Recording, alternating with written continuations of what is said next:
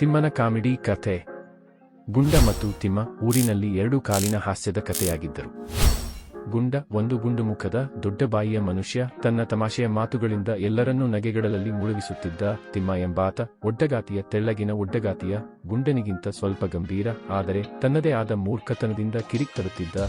ಈ ಇಬ್ಬರೂ ಒಟ್ಟಿಗೆ ಸೇರಿದಾಗ ಊರಿನ ಜನರಿಗೆ ನಗುವಿನ ಜಾತ್ರೆಯೇ ಆಗಿಬಿಡುತ್ತಿತ್ತು.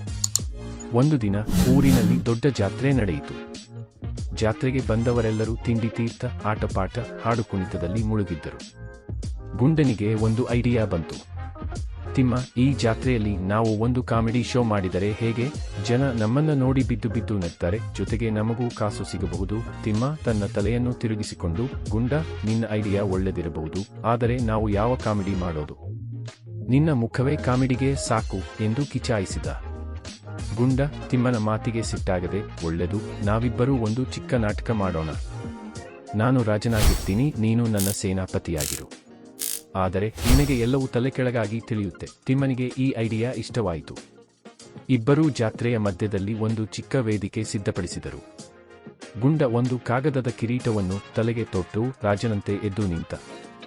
ತಿಮ್ಮ ಒಂದು ಗಾಳಿಪಟದ ಕಡ್ಡಿಯನ್ನು ಕತ್ತಿಯಂತೆ ಹಿಡಿದು ಸೇನಾಪತಿಯಾಗಿ ನಿಂತ. ನಾಟಕ ಶುರುವಾಯಿತು. ಗುಂಡ ರಾಜನಂತೆ ಗಂಭೀರವಾಗಿ, ತಿಮ್ಮ, ಶತ್ರುಗಳು ನಮ್ಮ ರಾಜ್ಯದ ಮೇಲೆ ದಾಳಿ ಮಾಡಿದ್ದಾರೆ.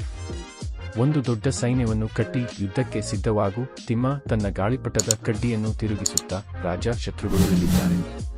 ನಾನು ಅವರಿಗೆ ಒಂದೇ ಹೊಡೆತಕ್ಕೆ ಗಾಳಿಯಲ್ಲಿ ಒಡ್ಡಾಡಿಸ್ತೀನಿ. ಜನರು ಈಗಾಗಲೇ ನಗುತ್ತಿದ್ದರು, ಏಕೆಂದರೆ ತಿಮ್ಮನ ಕಡ್ಡಿ ಗಾಳಿಯಲ್ಲಿ ತಿರುಗುವಾಗ ಗುಂಡನ ಕಿರೀಟ ಕೆಳಗೆ ಬಿದ್ದಿತು. ಗುಂಡ ಕಿರೀಟವನ್ನು ಎತ್ತಿಕೊಂಡು, ತಿಮ್ಮ, ಶತ್ರುಗಳು ದಕ್ಷಿಣ ದಿಕ್ಕಿನಿಂದ ಬರ್ತಿದ್ದಾರೆ. ತಿಮ್ಮ ಗೊಂದಲದಿಂದ, ದಕ್ಷಿಣ ದಿಕ್ಕು ಯಾವುದು? ಈ ಜಾತ್ರೆಯ ತಿಂಡಿ ತೀರ್ಥದ ಗುಡಾರ ಇದ್ದಂಗಿರೋದ? ಜನರಿಗೆ ಈಗ ನಗು ತಡೆಯಲಾಗದೆ ಕೆಲವರು ಕೆಳಗೆ ಬಿದ್ದು ನಗತೊಡಗಿದರು.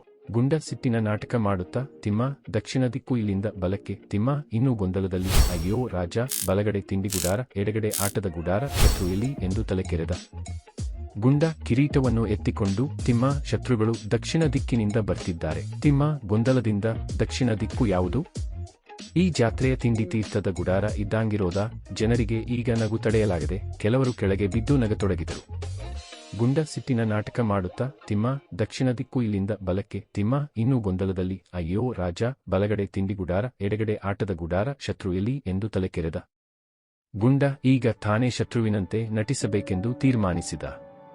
ತಿಮ್ಮ, ಶತ್ರು ಈಗ ನಿನ್ನ ಮುಂದೆ ನಿಂತಿದ್ದಾನೆ, ಎದುರಿಸು. ತಿಮ್ಮ ಗಾಳಿಪಟದ ಕಡ್ಡಿಯನ್ನು ಗುಂಡನ ಕಡೆಗೆ ಒಡ್ಡಿದ, ಆದರೆ ಆಕಸ್ಮಿಕವಾಗಿ ಗುಂಡನ ಕಿರೀಟವನ್ನು ಒಡೆದ.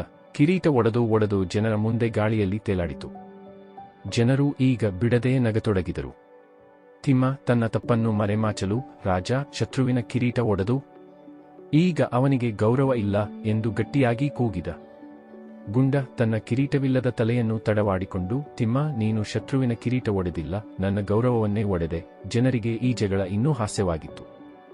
ಜಾತ್ರೆಯ ಜನರೆಲ್ಲರೂ ಈಗ ಗುಂಡ ಮತ್ತು ತಿಮ್ಮನನ್ನು ಸುತ್ತುವರೆದು, ಇನ್ನೊಂದು ಕಥೆ ಎಂದು ಕೂಗತೊಡಗಿದರು. ಗುಂಡ ತನ್ನ ದೊಡ್ಡ ಬಾಯಿಯಿಂದ, ತಿಮ್ಮ, ಈಗ ನಾವು ಒಂದು ದೊಡ್ಡ ಯುದ್ಧದ ನಾಟಕ ಮಾಡೋಣ. ತಿಮ್ಮ ಈಗ ಉತ್ಸಾಹದಿಂದ, ಒಳ್ಳೆದು ರಾಜ, ಆದರೆ ಈ ಸಲ ನಾನು ಶತ್ರುವಿನ ಕಿರೀಟ ಒಡೆಯುವುದಿಲ್ಲ, ನಿನ್ನ ಕಿರೀಟವೇ ಒಡೆಯುತ್ತೇನೆ ಎಂದು ಕಿಚಾಯಿಸಿದ. ಅಂತಿಮವಾಗಿ ಗುಂಡ ಮತ್ತು ತಿಮ್ಮನ ನಾಟಕ ಜಾತ್ರೆಯ ದೊಡ್ಡ ಆಕರ್ಷಣೆಯಾಯಿತು.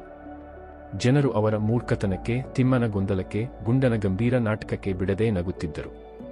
ಕಾಸಿನ ಬದಲಿಗೆ ಅವರಿಗೆ ಜನರ ಪ್ರೀತಿಯೇ ಸಿಕ್ಕಿತು. ಗುಂಡ ಮತ್ತು ತಿಮ್ಮ ಜಾತ್ರೆ ಮುಗಿದ ಮೇಲೆ, ನಾವು ರಾಜನೂ ಅಲ್ಲ, ಸೇನಾಪತಿಯೂ ಅಲ್ಲ, ಆದರೆ ಜನರ ನಗುವಿನ ರಾಜರೇ ಎಂದು ಒಬ್ಬರಿಗೊಬ್ಬರು ಕೈಕೊಟ್ಟು ಮತ್ತೊಂದು ಕಾಮಿಡಿಗೆ ಸಿದ್ಧರಾದರು.